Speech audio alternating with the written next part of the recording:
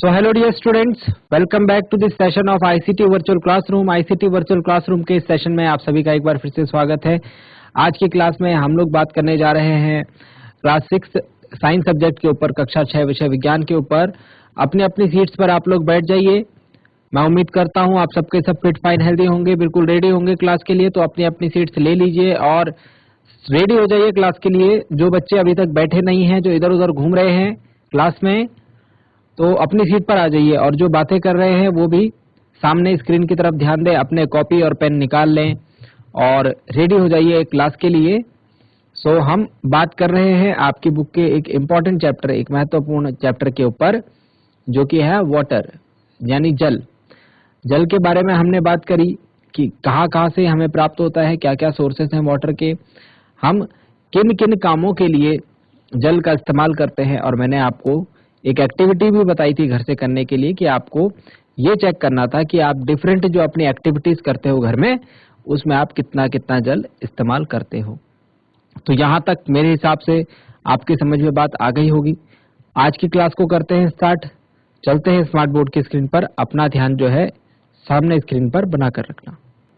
तो dear students, ये चीजें हमने देखी थी पिछली क्लास में। ये मैंने आपको होमवर्क करने के लिए दिया था कि डिफरेंट जो एक्टिविटीज होती है आपके घर में, उसमें आप कितना पानी इस्तेमाल करते हैं, वो आपको पता करके लाना था। आज की क्लास में भी हम एक इम्पॉर्टेंट टॉपिक के ऊपर बात करेंगे। हमने पिछली क्लास में इसके ऊपर बात करी थी कि हमारी जो पृथ्वी है उसके ऊपर बहुत सारा पानी है ना। हमारी जो अर्थ है उसके ऊपर बहुत सारा पानी है, इस वजह से वो हमको नीली रंग की दिखाई देती है, इतना सारा पानी होने के कारण। लेकिन ये जो पानी है पृथ्वी का, जो लगभग कितना पानी, 2/3 पृथ्वी का, लगभग 2/3 जो है, यानी पृथ्वी का 2/3 जो है वो पानी है। ठीक है, पृथ्वी के 2/3 भाग में पानी ही पानी भरा हुआ है। ठीक है, लेकिन हमें पता कैसे चलेगा कि ये पानी हम इस्तेमाल क्यों नहीं करते? तो मैंने आपको बताया था कि ये पानी जो है सेलिन है नेचर में। कैसा है? खारा पानी है, इसीलिए हम इसे इस्तेमाल नहीं कर सकते। देखिए, ये सारी चीजें हमने पढ़ी थी। ठीक है, और हमने इसमें ये भी देखा था कि हमारे घरों में जल का उपयोग कैसे होता है, how do you use water. ठीक है, इसके अलावा हमारी जो अर्थ है उसका 2/3 जो है वो पानी से भरा हुआ है। ठीक है, ये पानी जो है कहाँ कहाँ है? सी और ओशन में, समुद्र में, महासागर में है। ठीक है, लेकिन इस पानी को हम पी नहीं सकते क्योंकि इसमें बहुत सारे सॉल्ट्स डिजोल्व रहते हैं और वो खारा होता है, यानी कि सैलिन होता है नेचर में। अब हम बात कर रहे हैं वाटर साइकिल के ऊपर कि पानी कैसे गायब हो जाता है, बादल कैसे बनते हैं। आपने देखा होगा प्यारे बच्चों कि जब कपड़े धोए जाते हैं और कपड़े धोने के बाद उन्हें सुखाया जाता है, तो आप गीले कपड़ों को छत में डालते हैं। ठीक है, और कुछ टाइम बाद वो कपड़े जो है वो सूख जाते हैं, यानी कि उनका पानी जो है वो गायब हो जाता है। ठीक है, ये जो प्रोसेस है ये हमारे एनवायरनमेंट में, हमारे वातावरण में कंटिन्यूअस रूप से चलता रहता है, कंटिन्यूअस रूप से चलता रहता है। तो इसके बारे में हम आज बात करने वाले हैं। तो आप यहाँ पर देख रहे हैं, जब हम कपड़ों को जो है धूप में सुखाने के लिए डालते हैं, तो जो धूप से प्रोड्यूस होती है वो होती है हीट। धूप से क्या होती है? गर्मी, यानी हीट। ये हीट क्या करती है? जो कपड़ों पर जो पानी होता है, ये जो पानी की बूंदें हैं हमारे कपड़ों पर, ये इसको कन्वर्ट कर देती है वेपर में। आप जानते हैं जब आप पानी को गर्म करते हैं तो वो लिक्विड से वेपर फॉर्म में चला जाता है ना। तो वेपर बन करके ये पानी जो है हमारे एनवायरनमेंट में उड़ जाता है और हमारे कपड़े जो है वो सूख जाते हैं। ठीक है, तो यही होता है हमारा कपड़े सुखाने के टाइम पर। जितना भी पानी हमारे खेतों में होता है, फील्ड्स में होता है, जितना भी पानी हमारे रोड्स में होता है, सड़कों में होता है, चाहे घर की छतों में होता है ना, रूफ टॉप्स में होता है, या फिर ये कह लीजिए कि किसी और जगह पर होता है ना, तो ये क्या हो जाता है? ये इवेपोरेट हो जाता है और वाष्पीकृत हो जाता है। इसको हम क्या कहते हैं? Simply evaporate.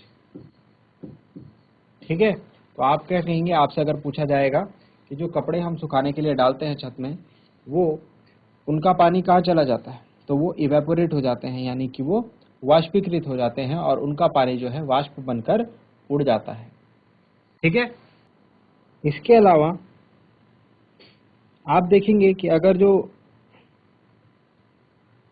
हमारे घर पर नमक होता है ना, नमक, तो नमक के पानी के साथ भी आप ये प्रैक्टिकल कर सकते हो। नमक के पानी को अगर आप धूप में रखोगे तो पानी उसका उड़ जाएगा और सिर्फ आपके पास नमक नमक रह जाएगा। यही प्रोसेस होता है नमक बनाने में। ठीक है, नमक बनाने में भी हम इसी प्रोसेस को यूज करते हैं। ठीक है। अब ये देखिए, यहाँ पर आपको क्या देखने को मिल रहा है? यहाँ पर हमको देखने को मिल रहा है कि वाटर से जो है सनलाइट, आप देखो यहाँ पर आपको पिक्चर में क्या देखना है, एक चीज देख के समझो। ये पानी का बर्तन जो है ये आपने बाहर रखा हुआ है खुले में, और ये वाला पानी का बर्तन देखो आपने कहाँ रखा हुआ है, अंदर रखा हुआ है। देखो ये छत है ना, छत के नीचे है ये, और ये जो है ये सीधे धूप के नीचे है, खुले में है ये वाला बर्तन। दो बर्तन है। ठीक है, दो बर्तन है, एक हमने खुले में रखा हुआ है और एक हमने छत के नीचे रखा हुआ है, अंदर रखा हुआ है। किसमें इवेपोरेशन ज्यादा तेज होगा? इवेपोरेशन मतलब किसका पानी ज्यादा जल्दी सूखेगा? किसका पानी ज्यादा जल्दी सूखेगा? चलो बताओ, किस वाले बर्तन का पानी ज्यादा जल्दी सूखेगा? इवेपोरेशन किस में ज्यादा जल्दी से होगा? कोई बताएगा इस क्वेश्चन का आंसर? कोई बताएगा?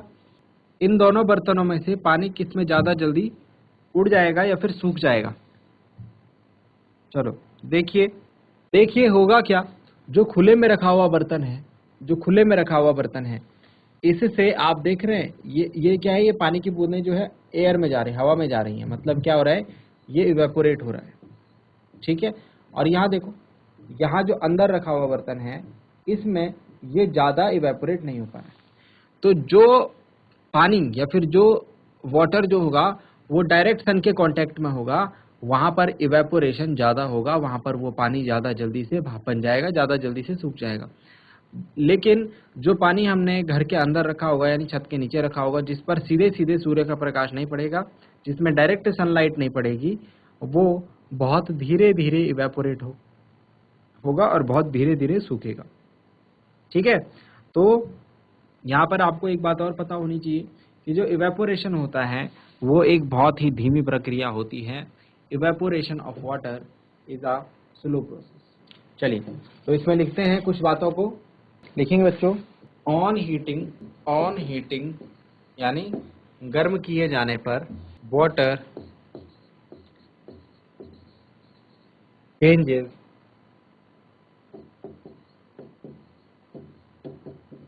into its vapour. गर्म किए जाने पर वाटर जो है वो अपनी भाप में बदल जाता है, और इस प्रोसेस को क्या बोलते हैं?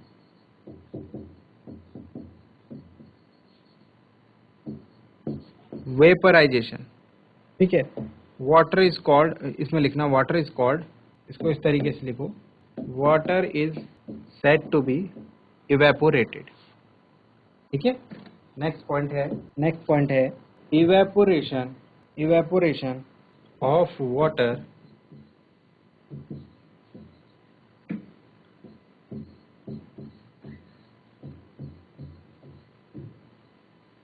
Is a slow process. कैसा प्रोसेस है? Slow process.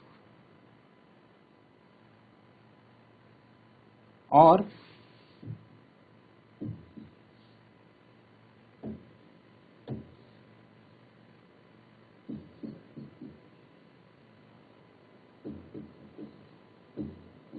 in sunlight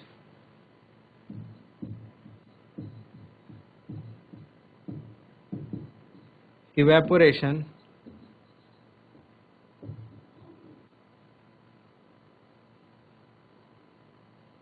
takes place faster. In sunlight evaporation takes place faster. यानी कि धूप में जो इवेपोरेशन होता है वो जल्दी जल्दी होता है। ठीक है। चलिए नोट डाउन कीजिए इसे जरा जल्दी से, लिखिए इन बातों को, जो हमने अब तक सीखा उनको हमने लिख दिया अपनी नोटबुक में। जल्दी कीजिए डियर स्टूडेंट्स। आगे चलते हैं, आगे हम कुछ और इम्पोर्टेंट चीज़ों को समझते हैं। यहाँ पर हमारे पास एक इम्पोर्टेंट चीज लेकर आई है, बूझो, ठीक है। बूझो जो है कुछ ना कुछ इंपॉर्टेंट बातें हमको बताते रहते हैं। तो बूझो ने जो बात बताई इस बार वो है कि ट्रांसपीरेशन के बारे में पढ़ रहे थे। किसके बारे में पढ़ रहे थे? ट्रांसपीरेशन के बारे में, ठीक है। तो ट्रांसपीरेशन में इन्होंने क्या करा, ट्रांसपीरेशन क्या प्रोसेस होती है बच्चों? ट्रांसपीरेशन वो प्रोसेस होती है जिसमें प्लांट्स जो हैं वो क्या करते हैं, वाटर को इवेपोरेट करते हैं। वाटर को क्या करते हैं? इवेपोरेट करते हैं। जैसे हमारा ये किसका प्लांट है? जैसे यहाँ पर देखेंगे आप, यहाँ पर ही देखेंगे हम लोग, ये देखो, ये एक प्लांट है ना, ये एक प्लांट है, आप देख रहे हो। इस प्लांट से क्या होगा, इस प्लांट से जो वाटर है ये अपनी जड़ों से लेता है। पानी को कहाँ से लेता है? जड़ों से लेता है। और जड़ों से ये पानी जो है इसके डिफरेंट पार्ट्स तक जाता है और फिर इसकी जो पत्तियां होती है, पत्तियों से इवेपोरेट होकर के बाहर चला जाता है, ऐसे, ठीक है। तो पानी आता जड़ों से और पत्तियों से क्या हो जाता है? बाहर चला जाता है, इवेपोरेट हो जाता है। तो बूझो ने क्या करा, बूझो ने ये जानने की कोशिश करी कि ये जो हमारे पौधे हैं ये कितना पानी जो है इवेपोरेट कर देते हैं, जो कि लॉस्ट होता है, जो कि क्या हो गया? लॉस्ट हो गया, है ना, during transpiration by wheat plant. अगर हम बात करें व्हीट के प्लांट, व्हीट मतलब गेहूं के पौधे, गेहूं के पौधे से, तो गेहूं के पौधे से अकेले 500 लीटर यानी कि 25 बड़ी बाल्टियां जो है, उतना पानी जो है गेहूं के पौधे जो हैं, 1 किलोग्राम गेहूं के पौधे जो हैं ये लॉस कर देते हैं। समझ रहे हो बात को?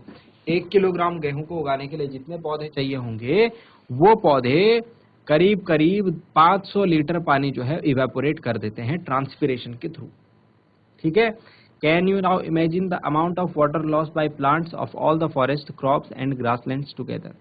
तो आप अंदाजा लगाइए कि जो ये प्लांट्स हमारे जितने भी पेड़ पौधे हैं, ठीक है, जितनी भी हरियाली है, ये कितना पानी जो है लॉस करती होंगी, है ना।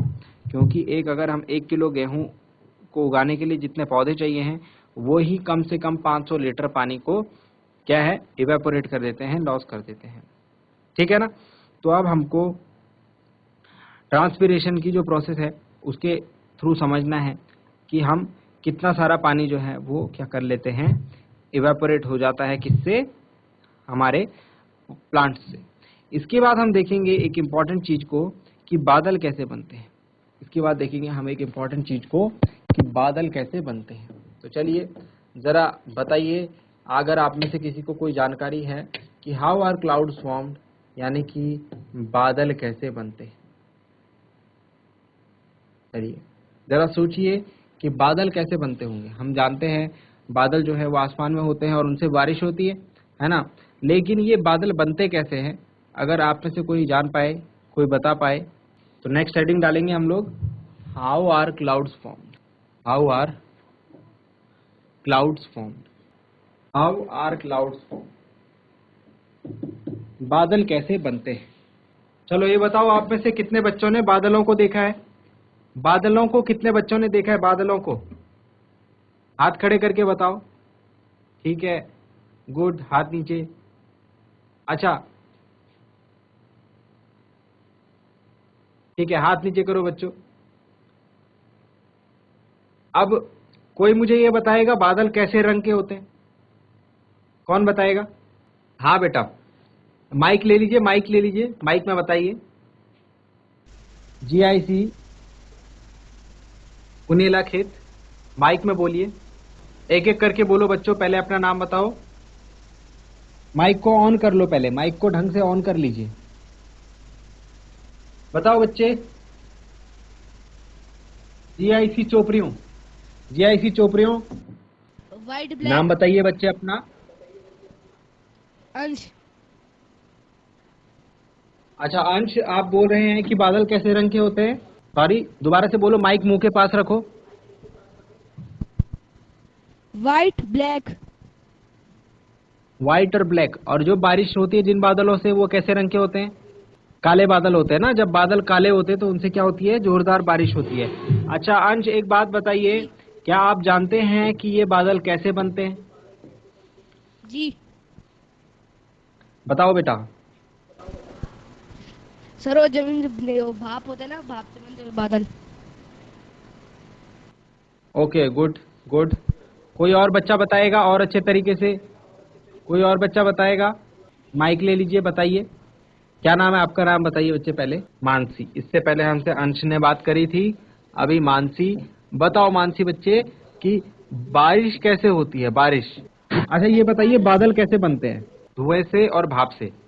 ओके गुड, ठीक है। Any other? वेरी गुड, बैठ जाइए। चलो गुड। तो काफी सारे बच्चों ने बताया कि जो बारिश है वो बादलों से होती है ना? ये बात तो आप जानते ही है। और इसके अलावा जो बादल हैं वो काले और सफेद रंग के होते हैं। चलो ये बात भी ठीक है। और बादल जो हैं जो काले होते हैं जब, तो बारिश तेज होती है, ठीक है। और बादल कैसे बनते हैं? तो अंश ने और मानसी ने बताया कि जब धुआं उठता है, ठीक है, जब भाप बनती है पानी की, तो वो इकट्ठा होकर के क्या बनाते हैं?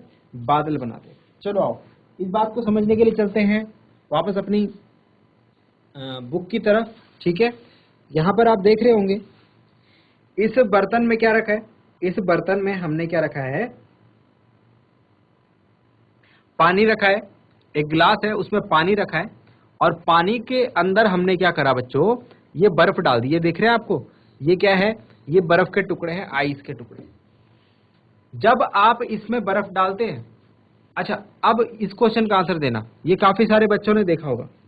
जब आप इस बर्तन में पानी डालते हैं तो क्या आपने देखा है जब कोई बर्तन ठंडा रहता है, जैसे बोतल रहती है, कोल्ड ड्रिंक की बोतल रहती है, ठंडे पानी की बोतल रहती है, तो उसे आप कुछ देर बाहर खड़ा रखते हैं, बाहर रखते हैं, तो उस पर ऐसी छोटी छोटी बूंदें आती है ना?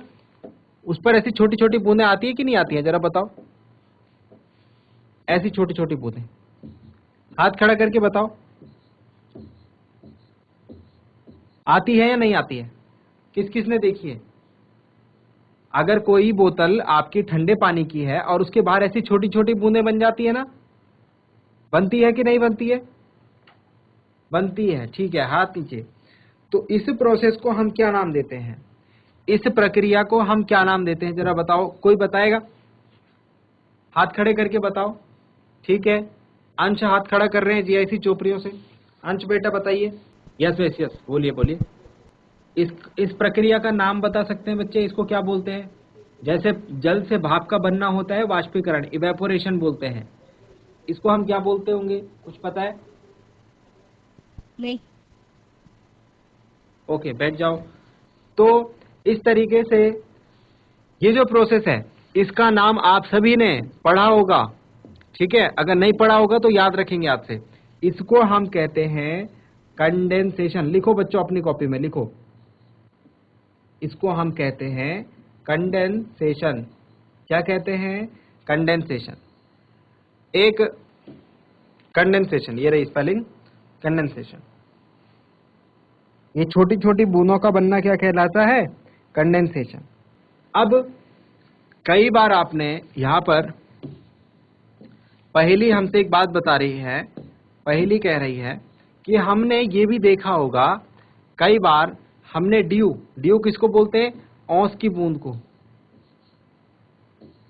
औंस को, औंस को क्या बोलते हैं? ड्यू बोलते हैं बच्चों,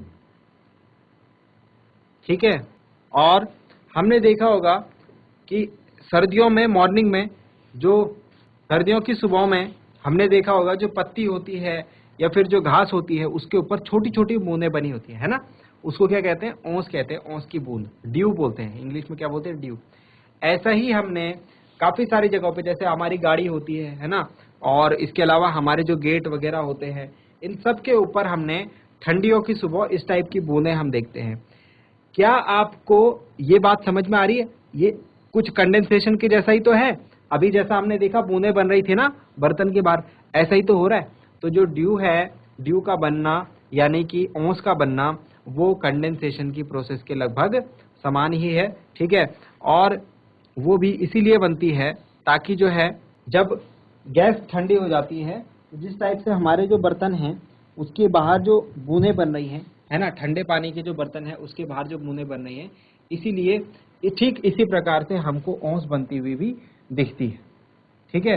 अब हम नई चीज देखते हैं जिसके ऊपर हमको बात करनी है, जिससे मैंने आपको क्वेश्चन भी पूछा था, वो है बादल। वो है बादल। हमको देखना है बादलों के बारे में, ठीक है। तो बादलों के बारे में जब हम देखेंगे तो ये क्या है, ये क्लाउड्स हमको फॉर्म होते हुए दिख रहे हैं, ठीक है। और इनके नीचे देखो हमको बूंद बूंद में क्या देखने को मिल रही है, बारिश देखने को मिल रही है। क्या आप जानते हैं ये बादल किस प्रकार से बनते हैं? तो बादलों का जो बनना है वो सिंपल वेपोराइजेशन और कंडेंसेशन, दो प्रोसेस से मिलकर है। देखो ध्यान से समझेंगे, दो प्रोसेस, एक नहीं दो। नंबर वन क्या होता है, वेपराइजेशन। नंबर वन क्या होता है, वेपराइजेशन। और नंबर टू क्या होता है, जो अभी आपको बताया, कंडेंसेशन। बस ये दो काम होते हैं बादल बनने में और बारिश होने में। पहले क्या होता है, पहले वेपराइजेशन होता है, जो जमीन पर पानी होता है वो वेपर बन के बादल के रूप में ऊपर उठ जाता है। और जब ये बादल बन जाते हैं तो ये ठंडे होकर के बूंदे बनाते हैं, और वो बूंदे जो है जमीन पर बारिश के रूप में गिरती है। बस ये दो काम हो रहे हैं, एक हो रहा है वेपराइजेशन और एक हो रहा है कंडेंसेशन। आपको बस ये समझना है, ठीक है। वेपराइजेशन यानी कि भाप बनना, और कंडेंसेशन मतलब कि पानी की बूंदें बनना, ठीक है। ठीक वैसे ही जैसे आपने देखा है किसी बर्तन, ठंडे पानी का जो बर्तन होता है उसके दीवार पर छोटी छोटी पानी की बूंदें बन जाती है, ठीक है। तो अब हम बात करेंगे हाउ आर क्लाउड्स फॉर्म्ड, यानी कि बादल कैसे बनते हैं। तो प्यारे बच्चों, मैं उम्मीद करता हूं आपको आज जो क्लास बनाई गई उसमें आपको मजा आया होगा, आपने कुछ नया सीखा होगा। और साथ ही साथ ये भी उम्मीद करता हूं कि घर से आप इन चीजों को एक बार जरूर पढ़ेंगे, जरूर समझेंगे, ठीक है। और जो भी चीजें यहाँ पर पढ़ाई जाती है बच्चों, घर में जाकर के उसको एक बार जरूर समझना है। ये नहीं है कि आप किताब खोल कर ही उसे समझें। जो आपके घर में बड़े भाई बहन हैं, आपके मम्मी डैडी हैं, आपके जो पड़ोस में भाई भैया लोग होंगे, है ना, जो कोई भी आपसे आगे की क्लासेस में है, उनसे आप पूछ सकते हैं कि बादल किस तरीके से बनते हैं। जो भी हम आज पढ़ रहे हैं उसको घर में जाकर के पूछो, उनके साथ डिस्कस करो, तो आपको और ज्यादा सीखने को मिलेगा और ज्यादा अच्छी अच्छी बातें पता लगेंगी। हम मिलेंगे अगली क्लास में एक नए और इंटरेस्टिंग टॉपिक के साथ। क्लास से जुड़ने के लिए आप सभी का बहुत बहुत धन्यवाद। Thank you very much and have a nice day.